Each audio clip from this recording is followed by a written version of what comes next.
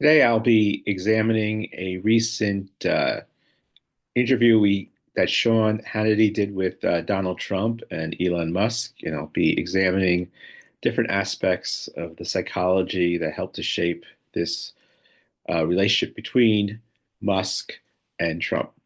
I've got to start with this. So he's working for free with Doge. He's kind of put a lot of his life on hold. And you sued Twitter a number of years ago. You just made him pay you $10 million. That's right. That's right. That's Well, right. I sued from long before he had it. Yeah. And I mean, they really did a number on me, and I sued and they had to pay, they paid $10 million settlement. You're okay with that? I mean, I left it up to the lawyers and the team running Twitter. So I said, you guys do what you think is the right. It makes sense. I think it's fun. I think it's a very low. I was looking to get much more money than that. So you gave him a discount in the lawsuit. He got a big discount. I don't. So, right off the bat, we see that Trump positioning himself as a victim of the media, and we'll see how this kind of victim identity runs throughout the video for both Trump and Musk. In some sense, they're part of their bonding. What connects them is this shared sense that they are the true victims, even though Trump is the president of the United States and Elon Musk is the wealthiest person in the world.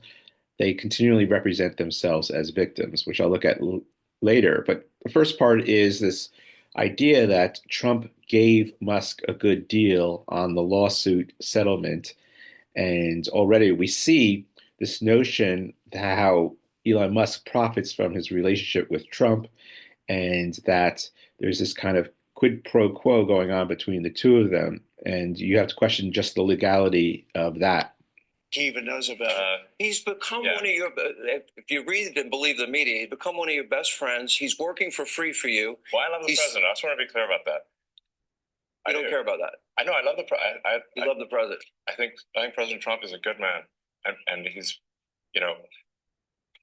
That's the way he said that. It's something. Of course, there's nothing that Trump likes better than someone to compliment him and to admire him. And so we have here the start of this, you could call bromance of the billionaires, these two very wealthy, powerful individuals declaring how much they like each other, respect each other, love each other, and that this becomes a question of, what do they get from each other, and how do we define this relationship? It really is. Because I mean, the president's been so unfairly attacked in the media. It's really outrageous. And I've at this point spent a lot of time with the president, and not once have I seen him do something that was mean or cruel or wrong. Not once. So this is a incredible statement. This idea that they've spent a lot of time together, and that Musk is saying that he's never seen Trump do anything cruel or even wrong, which shows this level of idealization and Freud's notion that part of the idealization of the other is suspending any type of critical judgment, reality testing, or moral judgment. And so that one completely submits themselves to the person that is being idolized, and one regresses to this state of being the helpless infant in front of the all powerful parent. And so we see already this idealization, which also defines for Freud the transference, and which is a key to any type of cult like social organization. The idea that the leader is idolized so that we stop questioning the leader, and that all we can do is love the leader. I've known him for 30 years. Yeah. And I've never seen anybody take as much as he's taken. Yeah. And we've discussed this, and I'm like, how do you deal with it? Did I have a choice? Well, you would say that to me. I'm like, what am I going to do? Worry about it? And then culminating in 2 assassination attempts, which resulted in your endorsement. Well, I was going to do it anyway, but that was it. Precipitating event. Yeah. That's really. So within the victim complex, we have this notion that once one declares themselves as the innocent, pure victim, then one can basically escape any type of criticism because one is a victim and you don't want to criticize a victim, but also one's aggression and revenge is justified because one has been victimized by an evil perpetrator. And it also sets up this split binary world where you have the good us against the evil other. And throughout the interview, Musk feeds into this type of victim identity. Yeah, a little bit. Yeah. The day of the assassination. I didn't know that. Yeah. I sped it up, but I was going to do it anyway. Mr. President, with your indulgence, I'm convinced that people only know a little bit about Elon. I don't think they know everything about Elon because as I studied for and prepared for this interview, I learned a lot about you that I didn't know. I think people will think about Tesla. Democrats are demonizing you and trying to make the country hate you. I just want people to understand you a little bit better. And once again, Hannity frames this as not only is Trump a victim, but also Elon Musk has been a victim of Democrats, of critics. And so they have this bonding over shared victimhood. And it's also interesting that Hannity has to first basically warn Trump that he's going to be talking to Elon Musk instead of just to Trump, and to basically ask Trump for his patience and forgiveness for not putting the focus squarely on Trump. That you've gotten to know and have now put a lot of trust in. Yeah. And, just let's go over a little bit of your bio, starting with PayPal and how you became involved in Tesla and SpaceX and Neuralink and all these. Well, I mean, I think the way to think of me is like I'm a technologist, and I try to make technologies that improve the world and make life better. Your shirt. Yeah, and that's why I like my T-shirt says tech support, because I'm here to provide the president with technology support. So here we have kind of an awkward attempt at humor, but by wearing this shirt that says tech support, the idea is that he's self-deprecating, that he's just there to help, just to provide technological help, and that technology in itself is neutral, and he's just basically here to enable this great president to accomplish his goals and to enact his executive orders.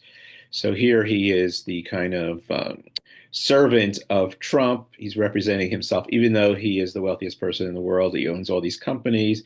He wants to kind of hide all of his own wealth and power by saying that he is just a tech support for the president. And now that may seem like, well, is that a silly thing? But actually, it's a very important thing, because the president will make these executive orders, which are very sensible and good for the country, but then they don't get implemented. So if you take for example, all the funding for the migrant hotels, the president issued an executive order where, hey, we need to stop taking taxpayer money and paying for luxury hotels for illegal immigrants. So here we find another example of conspiracy thinking and hyperbole, this idea that the government has been using our tax dollars to pay for illegal, undocumented immigrants to stay in luxury hotels. Of course, they're not staying in luxury hotels. This is a program that's been around since Trump's first term, and the idea is like you have these people and they have to be housed somewhere. They're often housed in cages or jails. And so by saying they're living in luxury hotels, it completely distorts what is actually happening. And once again, he just wants to present himself as being this rational technology guy that's just neutrally implementing the needed policies that Trump has rightly chosen. Makes no sense. Like, so obviously, people do not want their tax dollars going to fund high-end hotels for illegals, and yet they were still doing that even as late as last week. And so, we went in there and we're like, this is in violation of the presidential executive order. It needs to stop. So what we're doing here is one of the biggest functions of the Doge team is just making sure that the presidential executive orders are actually carried out. And this is, I just want to point out, this is a very important thing, because the president is the elected representative of the people. So he's representing the will of the people. And if the bureaucracy is fighting the will of the people and preventing the president from implementing what the people want, then what we live in is a bureaucracy and not a democracy. So here, once again, he sounds very clear, rational. He's a scientist. He's supposed to be objective and neutral, but he is constantly freighting in conspiracy theories, exaggerations, misrepresentations, denials of facts, and just to kind of support in some ways Trump's policies. He sees himself almost as like a Eichmann, just carrying out the orders of the dictator to make sure that the dictator's desires are fulfilled, and using a clear misrepresentation of what's really happening. You're both aware, you have to be keenly aware that the media and the punditry class, not that, I think you've proven they have no power anymore because they threw everything they had at you and they didn't win. And that was, the New York Times, Washington Post, 3 networks, every late night comedy show, 2 cable channels. They just threw everything, lawfare, weaponization. Sure. And now I see they want you two to start, they want a divorce. They want you two to start hating each other.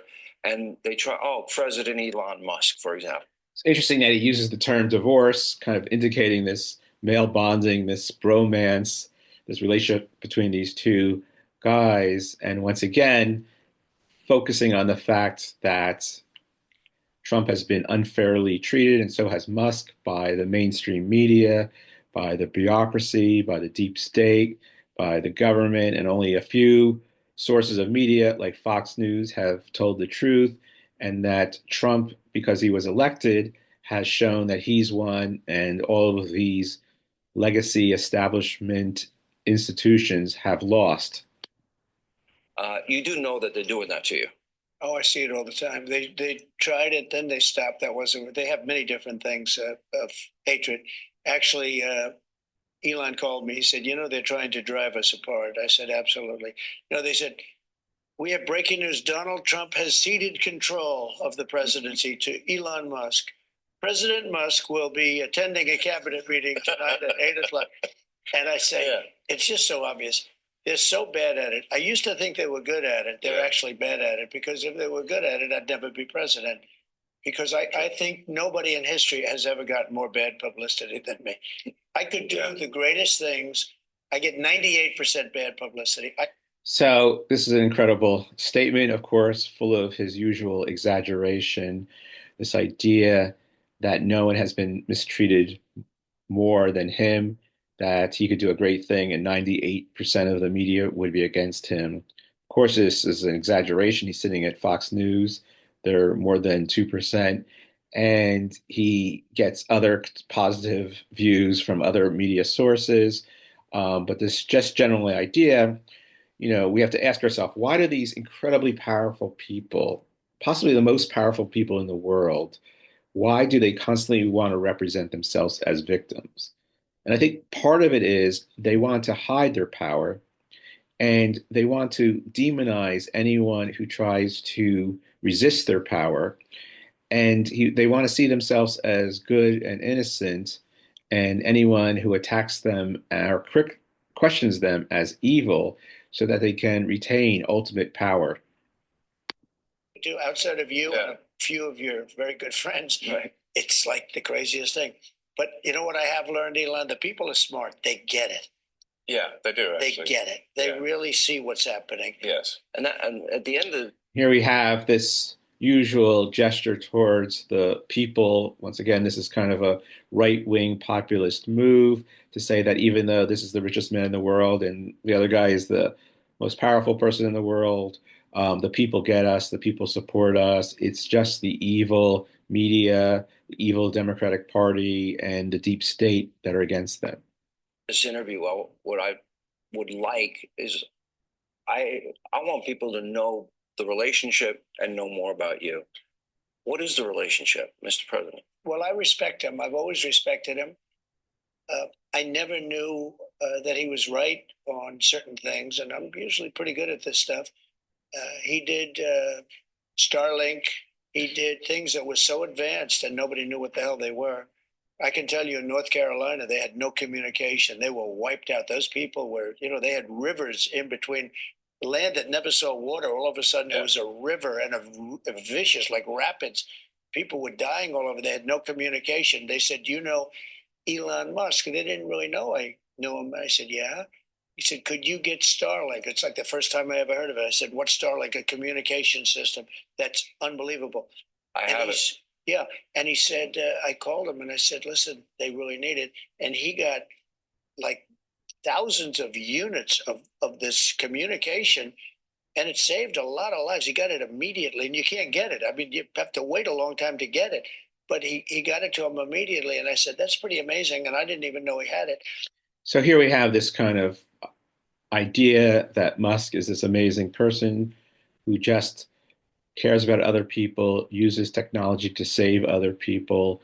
And there's an interesting psychological dynamic here. It's not just Musk idolizing Trump, but it's this mutual idolization that has a narcissistic element in the sense that it's kind of idolization through association. So if I idolize you and you admire me, then I get idolized. And so what Freud would call the ideal ego is recognized by the ego ideal, by the social ideal, and you have this mutual relationship of reinforcing idolization and narcissism. We watched the rocket ships and we watched Tesla. I think, something that had an effect on me was when I saw the rocket ship come back and get grabbed, like you grab a beautiful little baby, you grab your baby. It just hug the rocket. I've never seen everything needs hug, including rockets. No, but and he said, you can't really have a rocket program if you're going to dump $1 billion into the ocean every time you fly. You have to save it. Right. And he saved it. First time that I've ever seen that done. And nobody else can do it.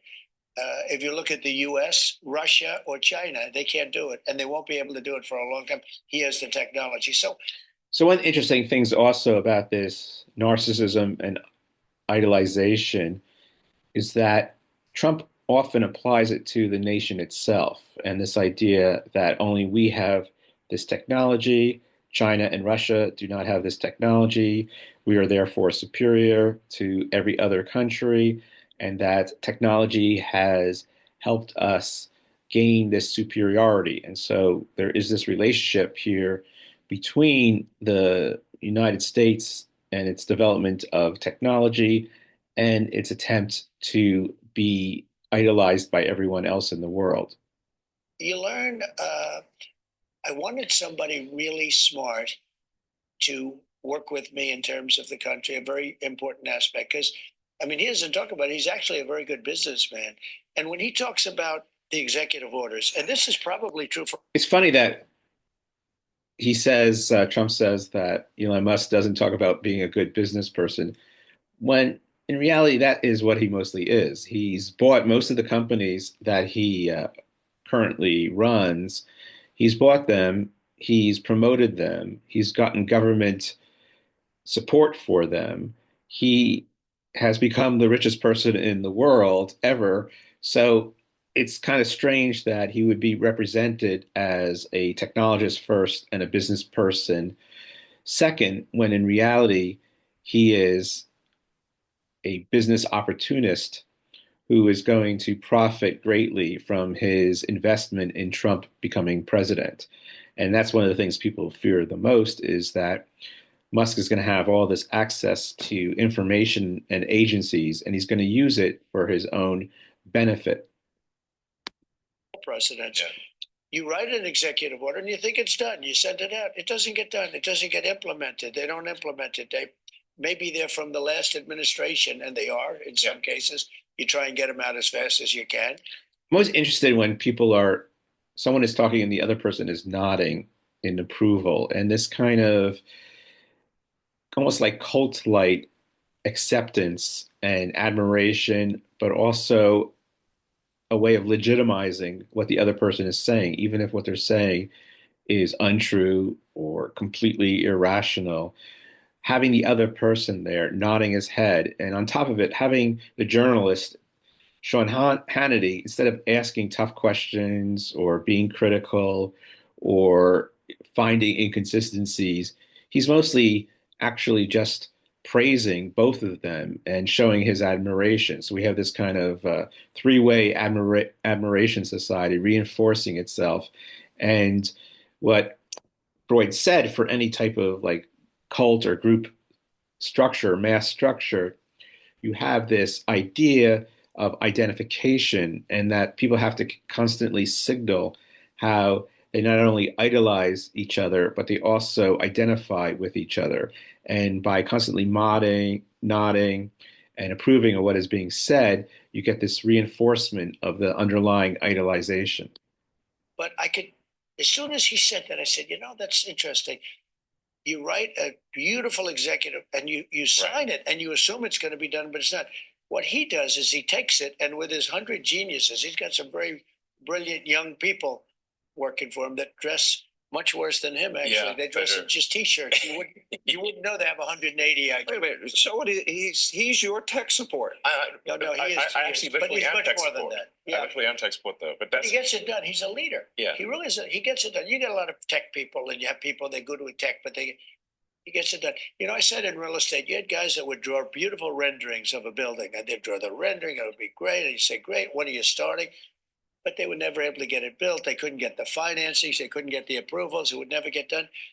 And then you have other guys that are able to get it done.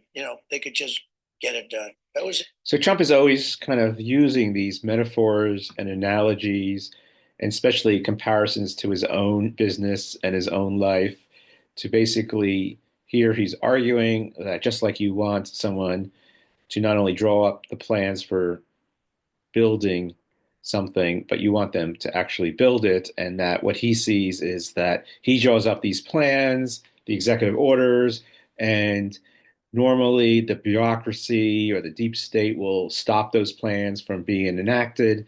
But what he's found is by using Musk, and this is really like the superpower of Project 2025, it wasn't really, discussed much of how to implement all of these different plans to basically turn the president into a dictator or near dictator.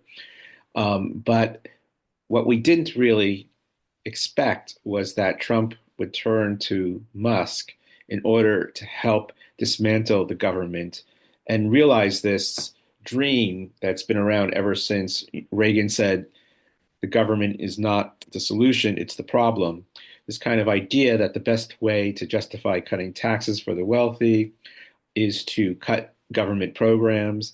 And so he brought in Musk, who has the technological skills and know how to implement his desire to shrink the government, to eliminate government programs, to basically not care about harming other people, of taking away people's benefits, of taking away financial aid, taking away international aid. Basically, on some level, Trump knew that Musk would have no empathy or sympathy or concern for the consequences of his actions.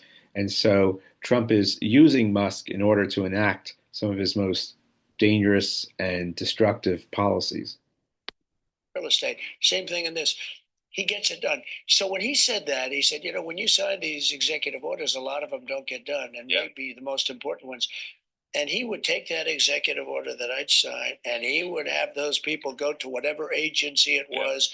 When are you doing it? Get it done. Get it done. And some guy that maybe didn't want to do it, all of a sudden he's signing. He just doesn't want to be bothered. Of course, what they're not discussing here is the fact that many of these programs that are being eliminated, departments, were funded and authorized by Congress, and so that only Congress can do what Trump and Musk are trying to do. And so this is going to be challenged in the courts, and there's really no way of knowing how it's going to turn out. But if it goes to the Supreme Court, and we know that the court is 6-3 conservatives versus non-conservatives, Trump's probably going to get his way in most of this, which really goes against the Constitution and the checks and balances, the separation of powers, and he's being enabled in many ways by the Republicans in Congress who are not standing up for their own institution and are just trying to be loyalists. Do a lot of those executive orders have to be codified into law? Do you need the Republican Congress and to they will follow be. up? A lot of them will be. Yeah, They will. But look, in the meantime, So now he's saying that yes, many of these things have to be passed by by Congress, but he's saying we'll first do it first, and then we'll ask for like acceptance, approval. And so they're going to first destroy all these agencies, eliminate all these jobs, and then they might go to Congress to have Congress authorize it. Of course, Trump also knows that his party controls both houses of Congress, so he probably will get everything that he wants. But it is strange that his method is to first do things and then like seek approval. years. The beauty is we have 4 years. That's why I like doing it right at the beginning, because an executive order is great. I mean, the one problem is both good and bad, because when they did all these executive orders, I've canceled most of them. They were terrible. I mean, we're going to go radical left communist. Okay, it was crazy there. So once again, the extreme exaggeration, this idea that Biden's executive orders were communist left extremism, and this is such a misrepresentation of Biden, of course, and a classic right-wing strategy of exaggerating what the other party is doing and to basically not distinguish between left, liberal, communist, Marxist, socialist. For them, it's all the same thing because they have a binary world. It's us versus them. Them is everything they don't like or disapprove of, and they need a clear enemy. And so, by the best way to unite their party and get people to support them is to say that there is a common enemy, and this enemy is extreme and expansive because it includes everything from regular Democrats to liberals to leftists to communists to socialists to Marxists. And so they want to basically equate all these radically different political ideologies to make them seem like they're just one gigantic monster that needs to be destroyed. Executive orders were so bad. If they ever got them codified, you'd never be able to break them. So the damage that Biden has done to this country, and it's not even Biden, it's the people that circled him in the Oval Office, okay? But the damage they did to this country, in terms of, let's say, open borders, there's so many things, but open borders where millions of people poured into our country, and hundreds of thousands of those people are criminals. They're murderers, they're drug dealers, they're gang members, they're people from prisons from all over the world. And we have a great guy, Tom Homan, and he is doing. So once again, he's returning to the fear around immigration, the idea that that Biden opened up the borders and allowed all these murderers and criminals, and so that here he's trying to trigger the fears that people have, their basic anxieties, kind of a phobic discourse where one targets all of one's fear and concern to an object that is really a replacement for other fears and concerns. And this is one of his favorite tactics is to basically find a group to blame. And he's not only blaming Biden and the Democrats, but he's also demonizing immigrants and saying that they're criminals and that they're murderers in order to kind of intensify the public outrage of the past Democratic policies. So incredibly. You saw the numbers, they're now like 96%. 95%. He is a phenomenal guy. And Kristi Noem is doing an unbelievable job. And he wanted her. He said, she's so tough. And I said, I don't think of her as that way. She's very nice. He said, no, she's so tough. And she is. I see with the horses, she's riding the horse. Let's go. So his example of why he thinks someone is tough, especially a female, which he said he thought she was just a nice person, was that she rides horses and whips horses when she rides them. So this is almost like a comic book mentality, this idea that she fits a particular cliche or stereotype, and that he judges people based on these abstract, absurd generalizations. Right. But the team we have is really unbelievable. But those executive orders, I sign them, and now they get passed on to him and his group and other people, and they're all getting done. We're getting them done. Let me go back a little bit to your background, because Sure. it's beyond impressive. You were the chief engineer, for example. You were an early believer in Tesla. You became this. So once again, the interviewer, instead of asking critical questions, starts off by saying it's beyond impressive who you are, and so inflating him in this mutual inflation process. CEO, and then the chief engineer, which was phenomenal. SpaceX, same thing, which is unbelievable. I mean, you were the first private company, to send astronauts successfully into space. First private company to send astronauts into orbit. Yeah. That's pretty deep. He's going to go into orbit soon. Okay. Yeah. No, he's going to go to Mars. He's Starlink At some point. Huh? Yeah. is in I mean, they say they always ask me, like, do you want to die on Mars? And I say, well, yes, but not on impact. Starlink is in 100 countries.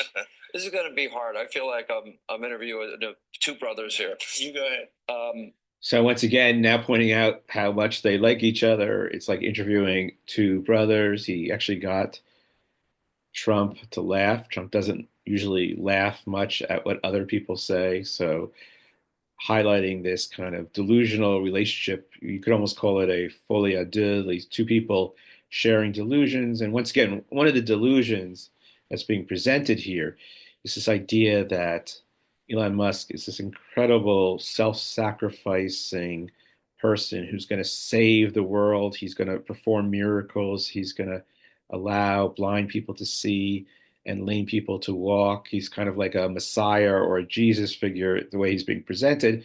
But also, we know that he's the wealthiest person in the world. So, like, that seems to be constantly neglected. They want to represent him as this pure humanitarian who's going to save the world, and yet he is profiting from all of his relationships and businesses, and he's going to profit from his relationship with Trump. Star Shield, which could be used for national defense. Yeah, it is already being used for national. Then you have what is it called? Optimus, a part of Tesla. The robot, yeah. Or robotic arm. Then you have an AI arm. And then you have something that